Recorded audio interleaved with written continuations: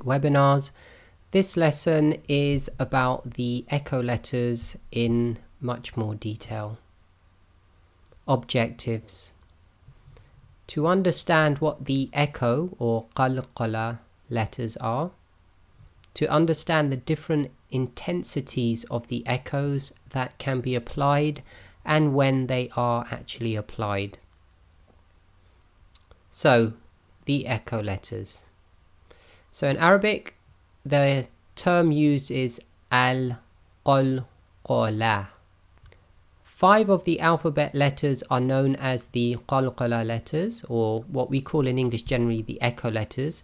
Sometimes they're referred to as shaking, not necessarily the shaking letters, but the term Qalqalah implies shaking.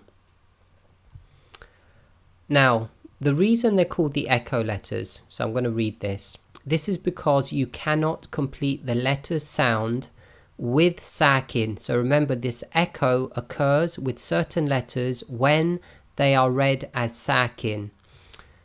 When bringing the different parts of the mouth together. So when you read these echo letters when they're sakin, you cannot complete the sound of the letter with sakin when you bring the parts of your mouth, throat, etc. together.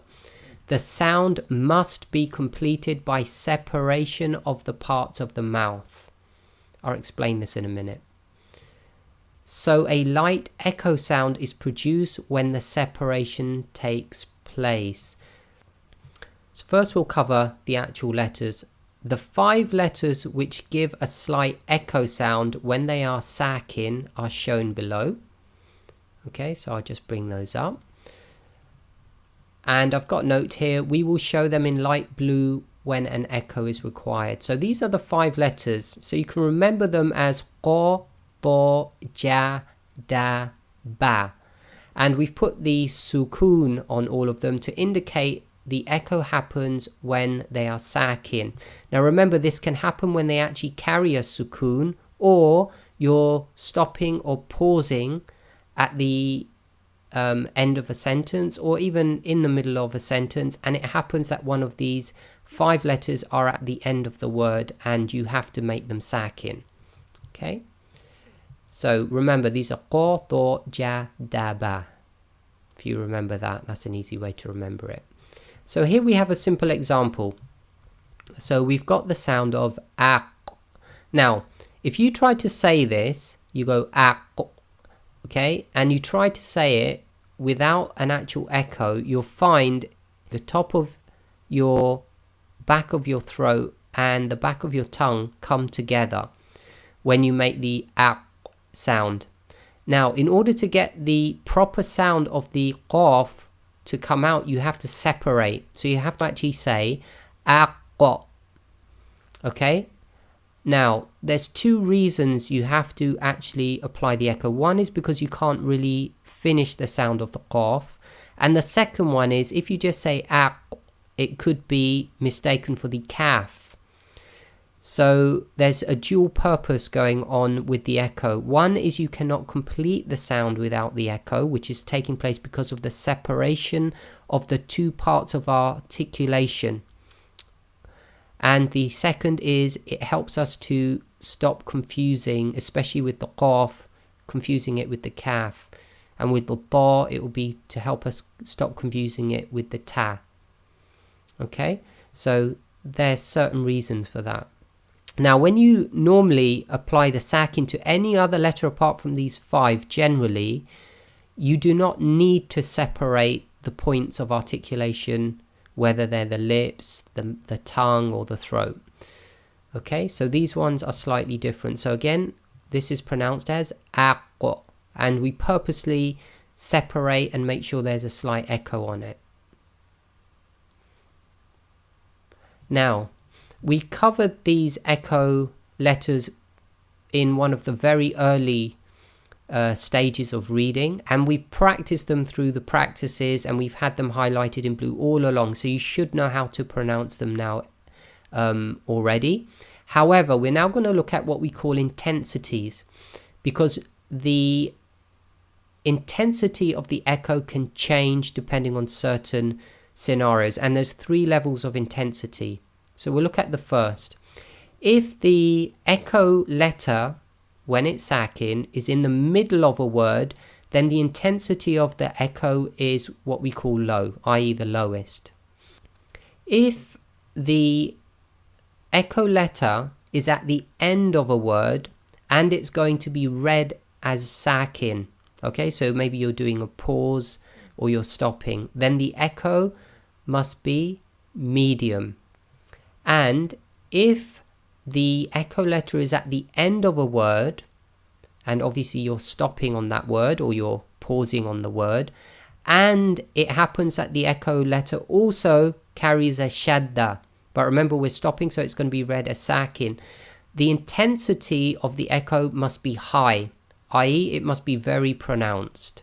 So here I've drawn a slider showing the intensity. So again, in the middle of the word it's the lowest, at the end of the word if it's read as sakin it's medium, and at the end of a word where it's read as sakin and it carried a shadda before you made it sakin, then it goes to the highest level.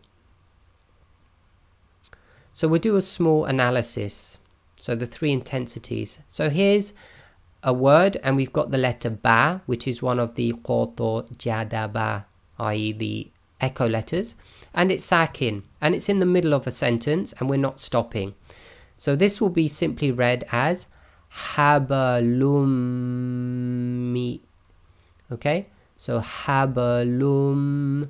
So the haba is just nice and very soft because it's in the middle of a word. Then we have the word here, so we've got kasaba, and it's at the end of a sentence. So if we were to stop, the rule is the fatha is not read and the ba becomes sakin, so effectively it becomes echo. So in this case it's got to be a slightly higher intensity, so this will be kasab. And the last one here we have watabba, but if you're stopping at the end of the sentence you cannot read that last fatha, so the ba again becomes sakin, but remember it carries a shadda. So in this case it's going to be the highest intensity, so we'll say watab. Okay, and the reason that you must do the high intensity when there's a shadda is otherwise you don't know there is a shadda there, or there was a shadda. If you look at the medium one, i.e. kasab, it would sound exactly the same. So the last one there with the shadda, the highest intensity, you intensify the echo on purpose so you know that there was a shadda that wasn't actually read. And again there's the slider showing the intensity. So we have the lowest in the middle, so haba. Then we have a medium at the end when it does not carry a shadda, so kasab. And then we have the most intense where you've got the shadda to help us identify there was a shadda at the end, so watab. Okay, and the thing we've got to be careful of here is not to say on any of them watabba, because you don't want to turn that echo into a fatha. You've got to be very careful with that. So watab. Okay, so slight echo must be audible, must be intense, but must not be converted into a fatha.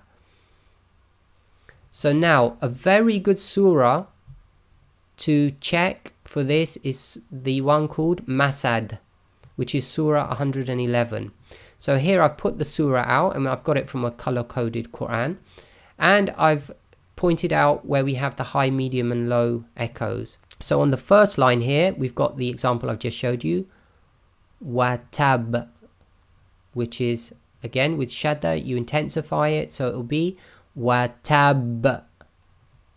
The second one is at the end of a word, so it's going to be medium, no shadda, kasab. Third one, lahab. Fourth one, hatab.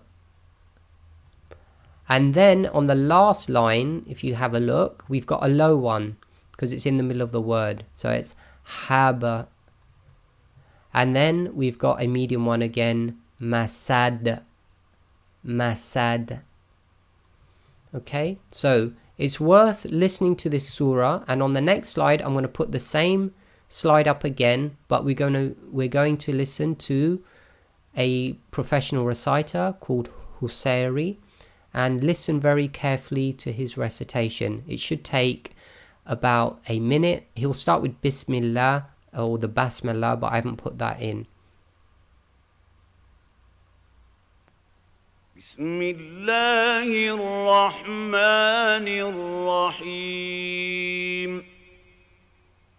Tabbat yada abi lahabin wa tab.